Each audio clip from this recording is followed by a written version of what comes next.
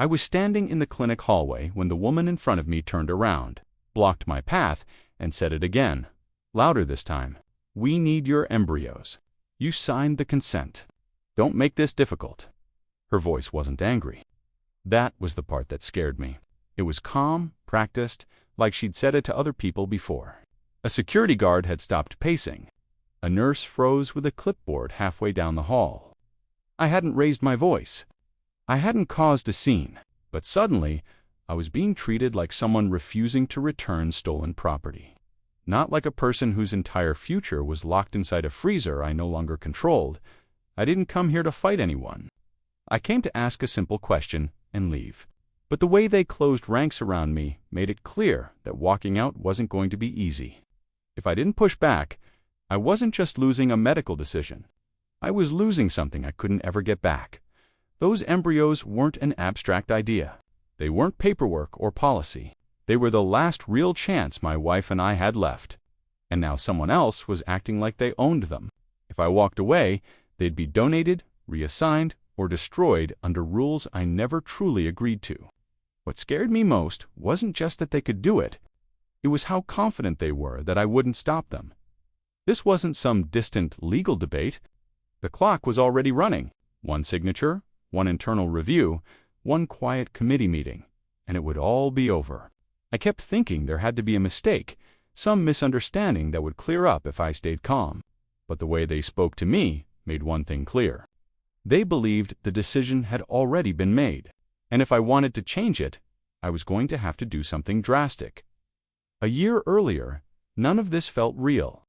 Back then, my life was spreadsheets, deadlines, and weekend grocery runs. We lived in a quiet suburb where nothing dramatic ever happened. When my wife and I started fertility treatment, we treated it like a project. Appointments went on the shared calendar. Medications were labeled and logged. We trusted the clinic because they were professionals, because this was their job, because we didn't know how not to trust them. The first round failed quietly. No drama, no confrontation. Just a phone call that ended with my wife sitting on the edge of the bed staring at the wall like she'd forgotten how to move. The second round worked better than expected. We ended up with embryos that tested viable. That word, viable, carried more weight than anything else we'd heard in months. We froze them, signed a stack of forms, and were told we had time. Then everything else fell apart. My wife got sick. Not suddenly, not dramatically, but in a way that made doctors start using careful language and avoiding timelines. Treatment stopped. Plans paused. The embryos stayed frozen, waiting for a future we assumed would eventually come back into focus. We paid the storage fees. We checked in every year. We didn't rush. We didn't argue. We followed the rules.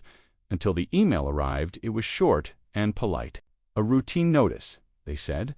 A reminder about updated policies. Somewhere in the middle was a paragraph explaining that long-term storage limits had changed, that embryos not scheduled for transfer within a defined window might be subject to alternative disposition options. Donation, research. Like this was about filing cabinets, not potential lives. I called them the same day.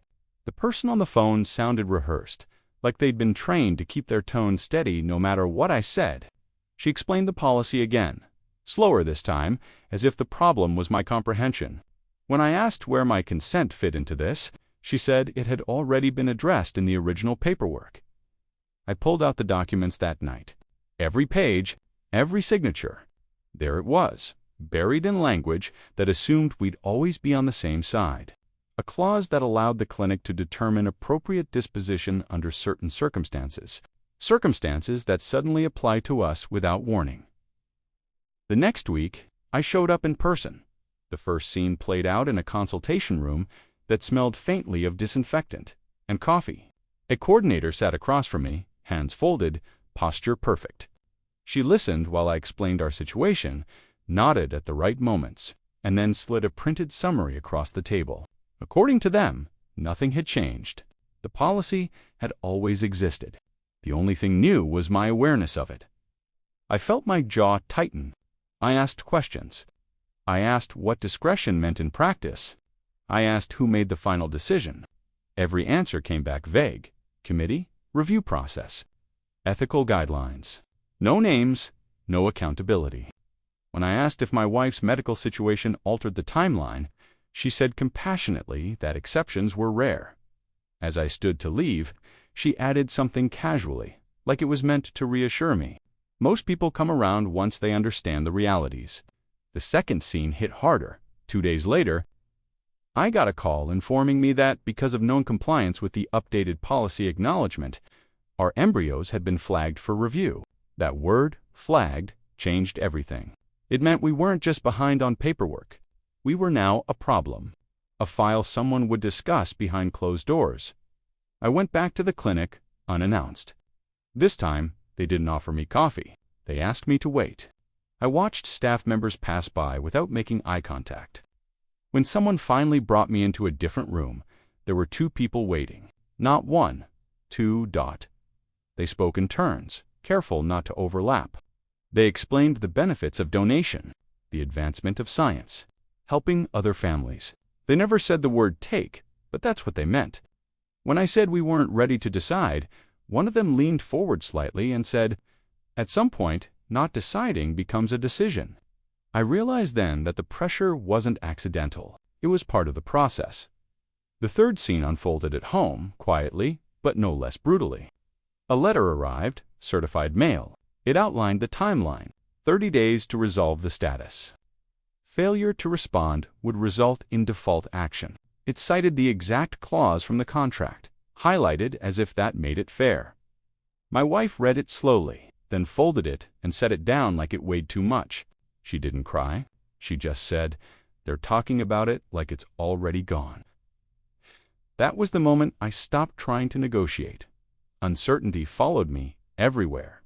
At work, I caught myself rereading emails without absorbing them. At night, I lay awake counting days, calculating angles. I started documenting everything. Dates, names, exact phrasing, if they were going to move quietly. I needed noise.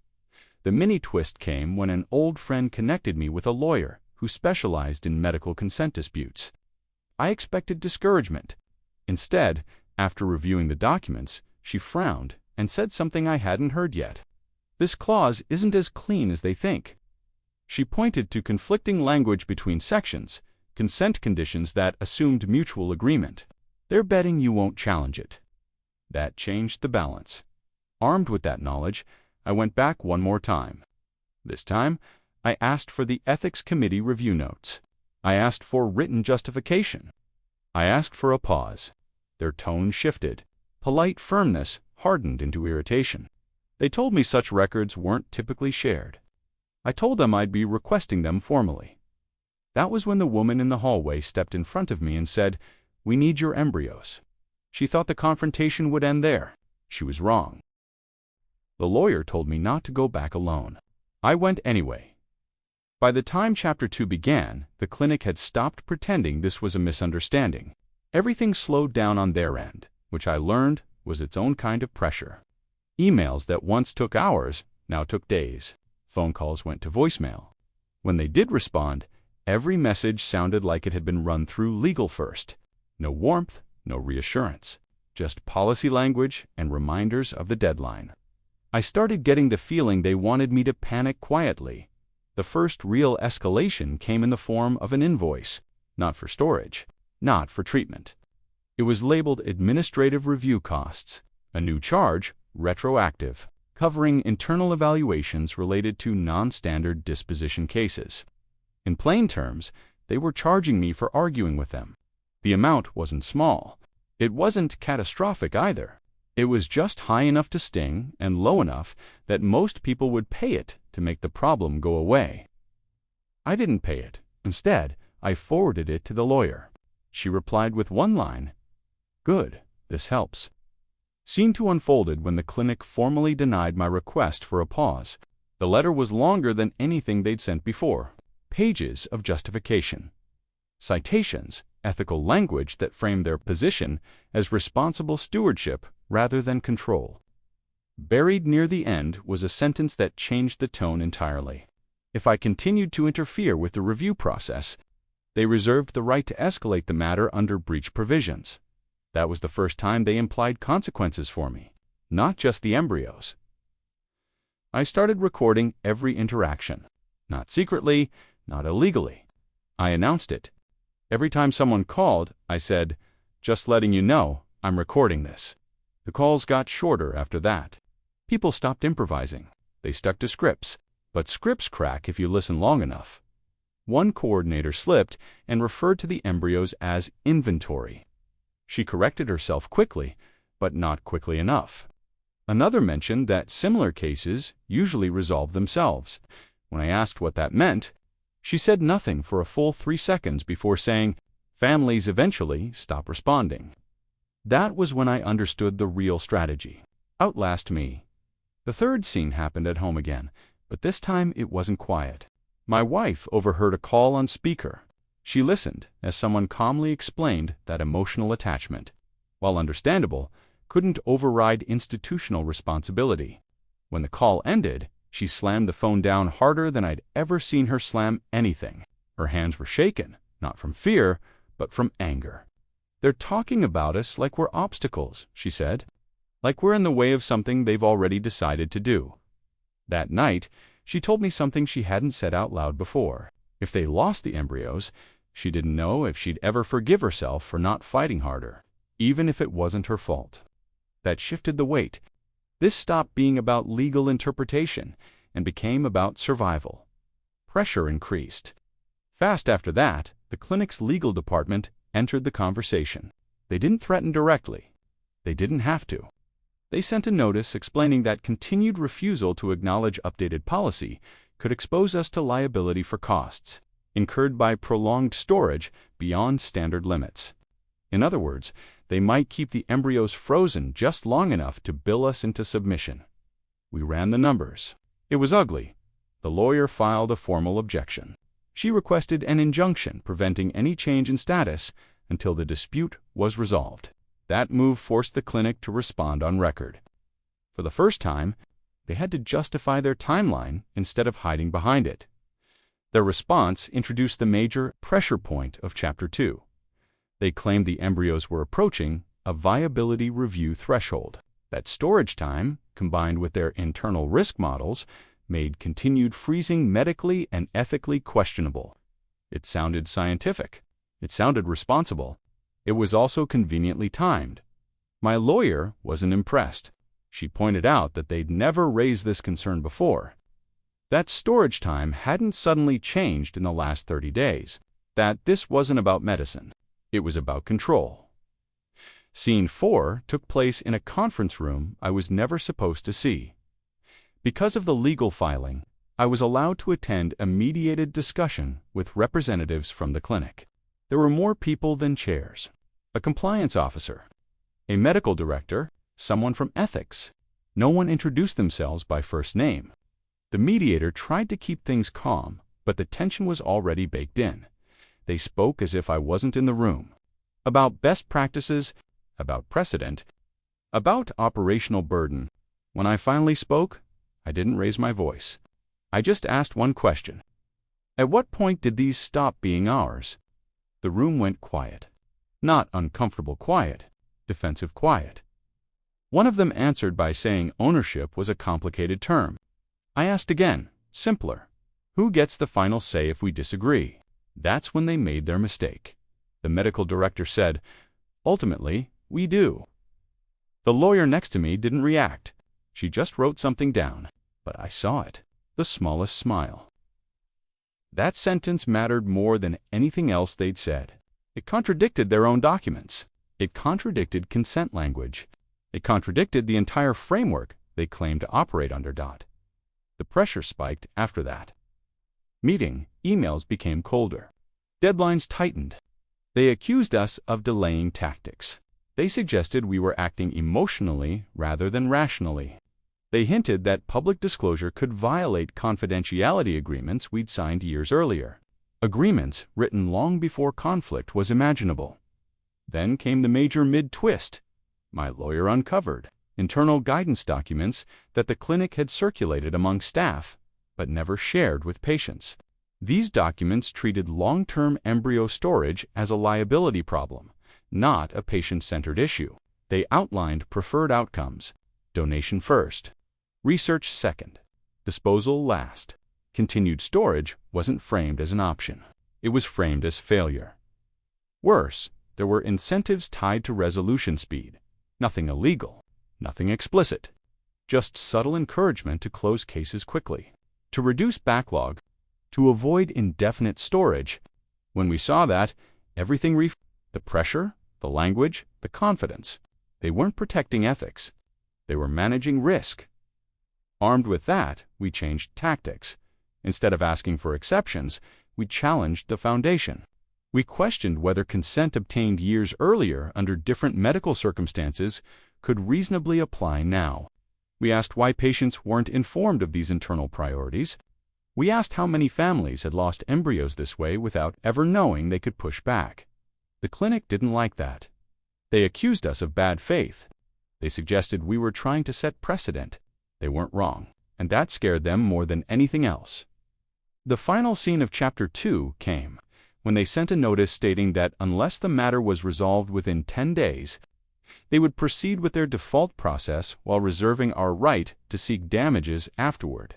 In other words, they might destroy or donate first and argue later.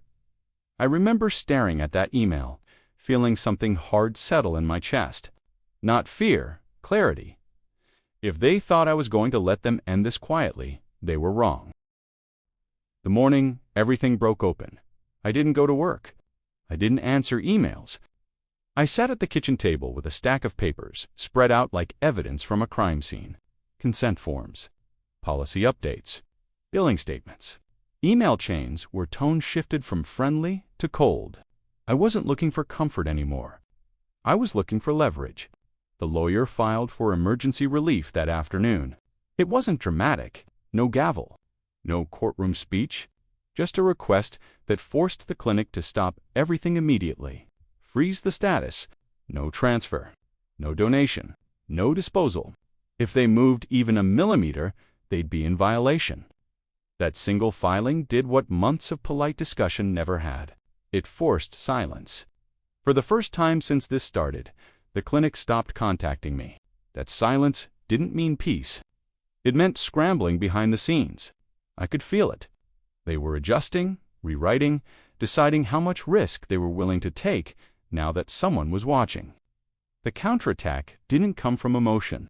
It came from documentation. We submitted a timeline showing how the policy shift had been applied retroactively. We highlighted contradictions between patient-facing consent language and internal guidance. We included transcripts from calls where staff framed the embryos as inventory, as backlog, as a problem to be solved. Nothing sensational, just facts laid out cleanly enough that intent became impossible to deny. Then we did something they hadn't expected.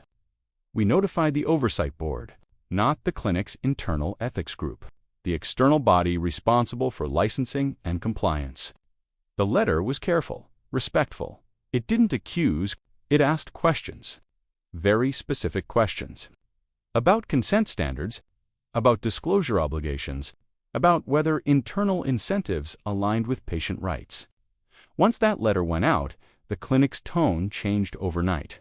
They called asking to reset the conversation. They suggested alternative resolutions. They floated the idea of extended storage under revised terms. For the first time, they used the word choice instead of disposition. It was subtle, but it mattered. They were no longer speaking from authority. They were negotiating. The final confrontation happened in another conference room, different from the first, but no warmer. This time, there were fewer people, legal on both sides. No mediator, no small talk. Just a proposal slid across the table. They would suspend the default process. They would continue storage. They would amend the consent to reflect current circumstances. In return, they wanted confidentiality, no public disclosure, no precedent-setting complaint. I didn't answer right away. I asked one question instead. How many families didn't get this option? No one answered. That told me everything. We negotiated for hours. Every clause mattered. Every word was examined. They pushed for flexibility on their end. We pushed for clarity on ours. When it was over, the agreement was simple. The embryos stayed frozen. Under our control. No automatic timelines. No silent reviews. Any future decision required explicit consent from both of us in writing with full disclosure. They signed first. Walking out of that building felt different than any other time I'd left it. Not victorious. Not relieved. Just steady. Like I'd stopped something that was never supposed to move that fast in the first place. The resolution didn't erase what had happened. It didn't give us certainty about the future. My wife's health was still fragile. The road ahead was still unclear. But the choice was back where it belonged, with us. In the weeks that followed, I kept thinking about the language they'd used early on. Most people come around. These things resolve themselves. What that really meant was that most people get tired. Most people don't have the time, money, or energy to push back. Most people trust that institutions will do the right thing without pressure. I don't think the clinics saw themselves as villains. I think they saw themselves as efficient, and that might be worse.